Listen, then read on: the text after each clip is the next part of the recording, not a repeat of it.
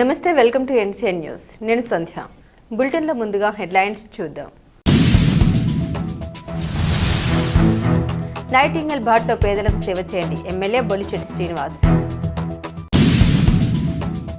నైటింగల్ను ఆదర్శంగా తీసుకుని ఆమె చూపిన బాటలో పేదలకు వైద్య సేవలు చేయాలని తాడేపల్లిగూడెం శాసనసభ్యులు రాష్ట్ర ప్రభుత్వ బొలిశెట్టి శ్రీనివాస్ అన్నారు. స్థానిక జ్యోతి ఎడ్యుకేషన్ లైన్ నర్సింగ్ ఇన్స్టిట్యూట్లో నైటింగల్ జన్మదినోత్సవాన్ని నిర్వహించారు. ప్రభుత్వ ఆసుపత్రి, ఇతర ఆసుపత్రుల్లో సేవలు అందించిన వైద్య సిబ్బందిని సత్కరించారు. ఈ కార్యక్రమంలో ముఖ్య అతిథిగా పాల్గొన్న ఎమ్మెల్యే బొలిశెట్టి శ్రీనివాస్ మాట్లాడారు. ఉత్తమ సేవకుల్ని సత్కరించడం అభినందనీయమన్నారు.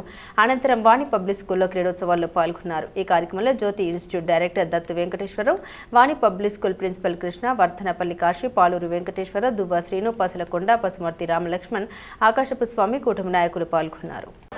ఈరోజు సేవకు మారిపోయినటువంటి ఫ్లోరెన్స్ నైటింగేల్ యొక్క జన్మదినం పురస్కరించుకొని మన ప్రాంతంలో, మన జిల్లాల్లో ప్రభుత్వ ఆసుపత్రుల్లో ఏఎన్ఎంలు కానీ, స్టాఫ్ నర్సులు కానీ ఉత్తమ సేవ చేసినటువంటి వారిని జ్యోతి ఎడ్యుకేషన్ సొసైటీ తరఫున ప్రోత్సాహకరంగా అభినందన తెలియజేయాలి. మరి వీళ్ళందరూ కూడా మన పోయిన కరోనా సమయంలో ఎంత కష్టపడ్డారో కూడా మనం చూసాం.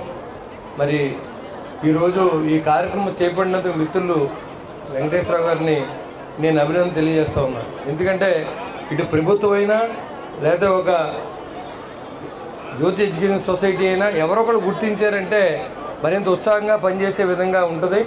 కాబట్టి దీంట్లో మమ్మల్ని కూడా ఇన్వాల్వ్ చేసి ఈ కార్యక్రమంలో భాగస్వాములు చేసినందుకు మరి ఆయన్ని సొసైటీ యొక్క సభ్యులందరినీ కూడా నేను మనస్ఫూర్తిగా అభినందనలు తెలియజేసుకుంటూ, మరి ఏదైతే ఈ యొక్క అభినందనలు తీసుకుని మరి ప్రశంసా పత్రాలు తీసుకుని మెమోంటోలు తీసుకున్న వారు మరింత బాధ్యతగా మరింత సేవ చేసే భావంతో పనిచేస్తారని నేను మనస్ఫూర్తిగా కోరుకుంటూ, ఇలాంటి కార్యక్రమాలు చేసే శక్తిని ఆ భగవంతుడు మరి మా వెంకటేశ్వరరావు గారికి జ్యోతి ఎడ్యుకేషన్ సొసైటీకి ఇవ్వాలని చెప్పి మరొకసారి నేను కోరుకుంటూ సెలవు తీసుకుంటూ, ఇప్పటికే కాలాతీతం అయింది.